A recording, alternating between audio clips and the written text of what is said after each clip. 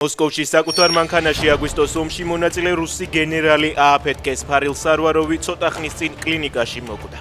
უკრაინული მედიის ცნობით მას მრავლობითი ჭრილობები და მოტეხილობები აღენიშნებოდა. სარვაროვი, რომელიც რუსეთის თავდაცვის სამინისტროს ოპერატიული მომზადების სამმართველოს უფროსია, რუსეთ-საქართველოს, რუსეთ-ჩეჩნეთისა და სირიის ომშიც მონაწილეობდა.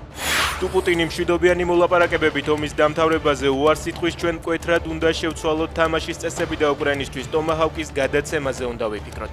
რუსეთში არსებული დრონებისა და რაკეტების ქარხნების დასაბომბად, აცხადებს სენატორი ლინციგრენი. უკრაინელებმა რუსეთში კრასნოდარის მხარეში 2 გემი და 2 ნავმის სადგომი დაბომბეს. აფეთქების შედეგად მიმდებარე ტერიტორიაზე ხანძარი გაჩნდა.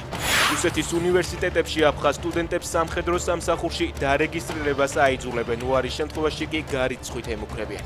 2025 წელს ოკუპირებული აფხაზეთიდან სტუდენტების იძულებითი რეგისტრაცია რუსეთის სამხედრო სამსახურში გახშირდა.